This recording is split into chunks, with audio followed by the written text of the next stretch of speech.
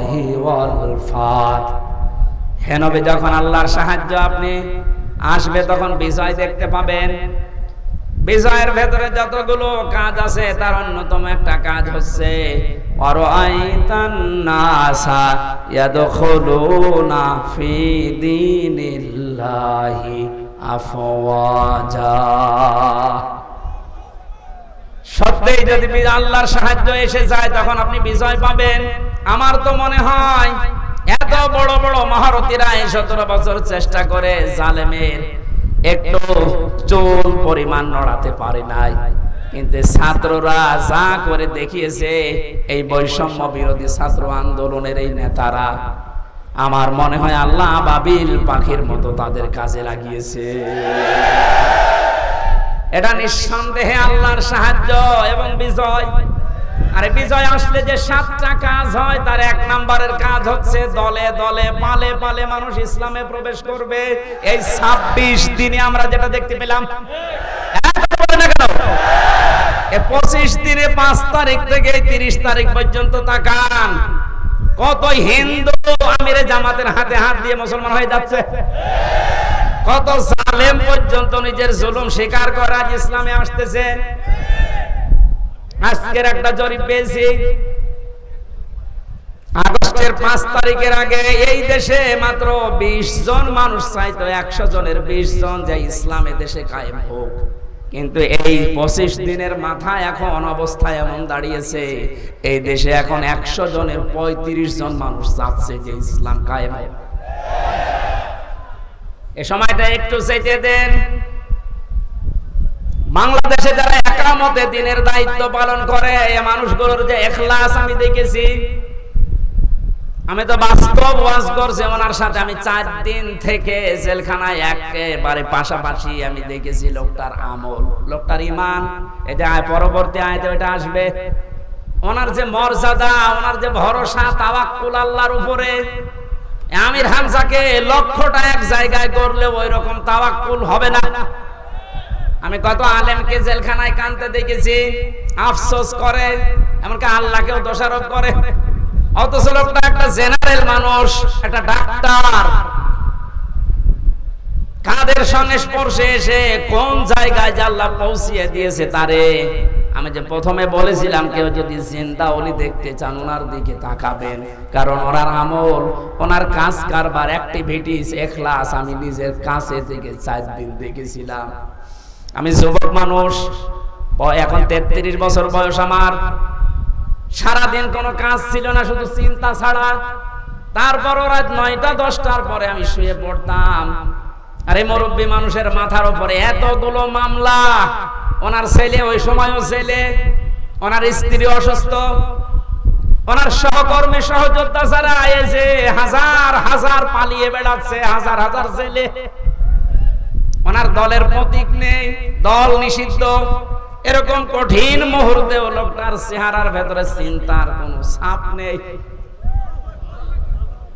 প্রতি সপ্তাহে 4টা 5টা করে হাজিরা দিয়ে দিয়ে যে 8-9 ঘন্টা গাড়িতে থাকা লাগতো। যখন জেলখানায় এসে পৌঁছাতো রাত 9:30 10টায়, বলতাম স্যার খাবার খাবেন না? আপনার এই যে এখানে কিছু দুষ্ট লোক আছে, ওদের মাধ্যমে মোবাইল পাওয়া যায়, চুরি করে নিয়ে এসে দেয়। আমার বংশে হামজা মোবাইল দিয়ে করব কি?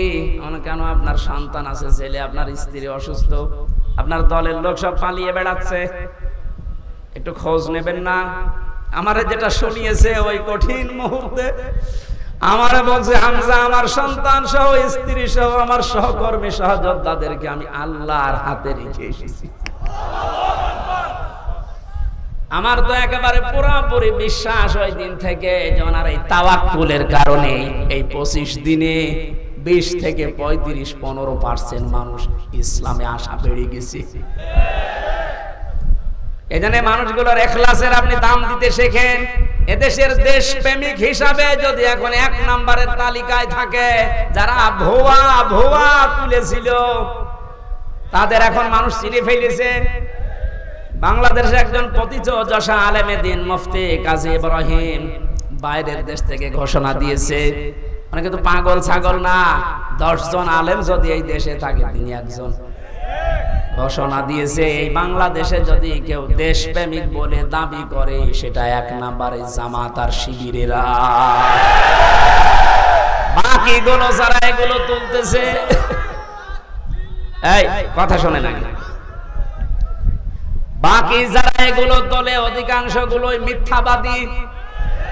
দেশপ্রেমের ধোঁয়া তুলছে যে আমি দেশপ্রেমিক, অথচ শরীরের ভেতরে দেশপ্রেমের কোনো চিহ্ন নেই। পায়ে যে জুতা দিয়ে আছে বিদেশি জুতা, গায়ে যে শার্ট দিয়েছে বিদেশি শার্ট, এমনকি মাথার চুলেন কাটিং তাও বিদেশি, বিরাজ করে এসেছিল বিদেশি, এমনকি বিয়ে করেছে তাও বিদেশি। আর কি বলছে দেশ শয়তান এগুলো দেখে হাসতো, এখন মনে হয় শয়তানের হাসি একটু বন্ধ হয়েছে।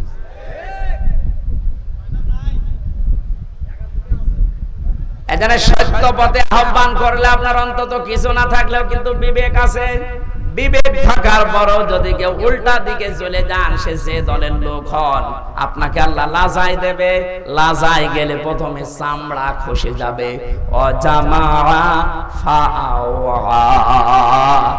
আল্লাহ পাক বলেন 2 নম্বরে দুনিয়ায় যারা মাল সম্পদ জমা করে আর মনে করে এটা স্থায়ী ভাবে থাকবে, এটা আজকে অনেকেই 17 বছর মনে করেছিল।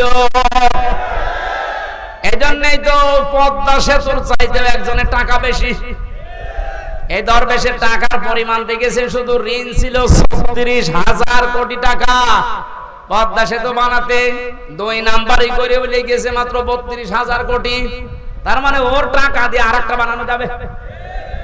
এই আয়াতের সাথে 100 ভাগ মিলে গেছে। ওরা মাল সম্পদ জমা করে আর মনে করে এটা স্থায়ী ভাবে আমার কাছে থাকবে, এ আর হাত ছাড়া হবে না। আল্লাহ এমন ভাবে ধরেছেন, চোখ বন্ধ করার সময় দেয়নি। এই কথাগুলো বলতে বলতে আল্লাহ মানুষের কিছু আচরণ এবার তুলে ধরবেন। এবার আমি সহ যারা বসে আছি প্রত্যেকে আল্লাহর এই আয়াতের সাথে মিলান। ইন্নাল ইনসানা খুলিকা হালুআ। অবশ্যই আমি আল্লাহ মানুষকে বানিয়েছি অস্থির চিত্ত রূপে। সব সময় মানুষ শুধু ব্যস্ত ব্যস্ত ব্যস্ত। 2 নম্বরে ইদা মাসাহু শাররু জাজুআ। যখন তাকে কোনো অকল্যাণ স্পর্শ করে তখন হায় হতাশ করে, তখন একেবারে পাগলের মতো হয়ে যায়। ওয়াইদা মাসাহুল খায়রু মানুআ। যখন তাকে কোনো কল্যাণ ভালো কিছু পায় তখন ওই লোকটা কৃপণ হয়ে যায়।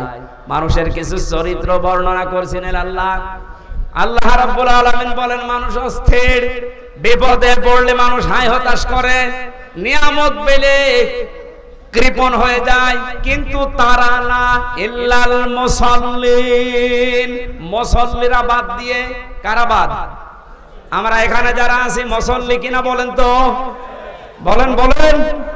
জীবনে যাই করেন না কেন ফরজ নামাজ ছেড়ে দেবেন না। মুসল্লি যারা আছে তাদের এবার আল্লাহ 12টা গুণ দিচ্ছেন। সব মানুষের ভেতরে আগের বর্ণিত এই গুণগুলো আছে। এরা অস্থির, নিয়ামত পেলে এরা কৃপণ হয়ে যায়, বিপদে পড়লে হায় হতাশ করে। কিন্তু মুসল্লিদের ভেতরে এগুলো থাকবে না। মুসল্লিদের ভেতরে যেহেতু এগুলো থাকবে না, আর আমরা মুসল্লি দাবি করছি, কোরআন বলছে তোমাদের ভেতরে 12টা গুণ থাকা লাগবে। কয়টা? আজকে এই 12টা গুণের কথা শুনে বাড়ি নিয়ে যাবেন, তাহলে এই মাহফিল সাকসেস হবে। কথাগুলো আমরা বলছি, এই মাহফিলটা যেহেতু এতিমদের জন্য দিয়েছে, ওনারা বারবার পেছন থেকে খোঁচাচ্ছে যে আমাদের টাকা পয়সা কিছু দরকার এতিমের জন্য। 3-4 মিনিট সময় দিচ্ছি, 12টা গুণ আমি বলবো। যারা যাচ্ছে ওনাদের কাছে সর্বোচ্চটা একেবারে শেষ, বাড়ি যাওয়ার ভাড়া রেখে বাকিটা দিয়ে দেবেন। আপনি রাখবেন না ভাই। আমার আশপাশে যদি আর কোনো জায়গায় অনুষ্ঠান আছে, মনে হয় এই যে পীরগঞ্জে আছে একটা, এরপরে কোথায় কোথায় যেন আছে আমি মনে নেই সঠিক, এলাকায় আসলে এশার নামাজের পর পরে আমারে তুলে দিয়ে, আর মাইক নেবেন জেলা শহরের পাওয়ারওয়ালা মাইক। আমার আজকে গলাটাও ব্যথা করছে। যারা যাচ্ছে কই, লোকজন কই? আমি পারিবারিক জীবন নিয়ে মেয়েদের জন্য 2টা বই লিখেছিলাম, জেলখানায় বসে বসে কোট করে, বাইরে এসে ওটা পাবলিশ করেছি। ওই যে গাড়ি আছে ডানে, আপনার মেয়ের জন্য, বিশেষ করে মেয়ের জন্য আর বর জন্য নিয়ে যাবেন। ওদেরকে আগে পড়াবেন, পারিবারিক জীবনে স্বামীর সাথে অশান্তি হবে না ইনশাআল্লাহ। ওটা যাওয়ার সময় অবশ্যই নিয়ে যেন, ওই যে ডানে গাড়ি আছে। আব্দুল করিম ভাই 10,000 টাকা পাঠিয়েছে, জোরে বলেন মারহাবা।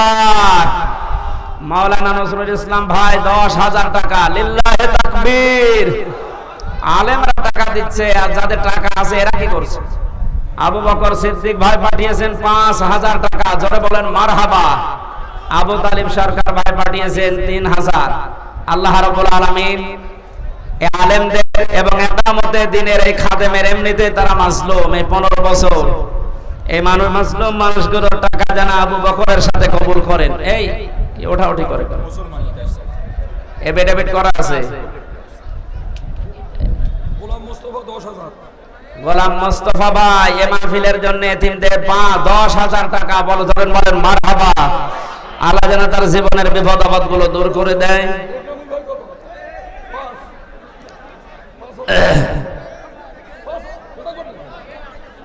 না, মাওলানা একরামুল ভাই পাঠিয়েছেন 5,000, জোরে বলেন মারহাবা। এই নিজে না দিতে পারলে একটু,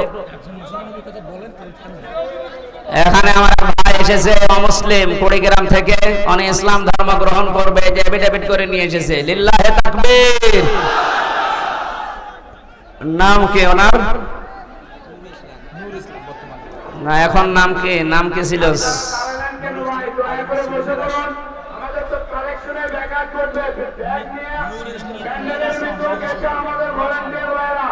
আপনারা দয়া করে একটু বসে পড়ুন, জিকিরের সাথে দয়া করে একটু জিকিরের সাথে বসে পড়ুন। আপনারা একটু ওই লোক কই? আপনাদের এলাকার ইমাম আমাদের ব্যাগ গুলো হারিয়ে যাবে, আপনারা একটু বসে পড়ুন।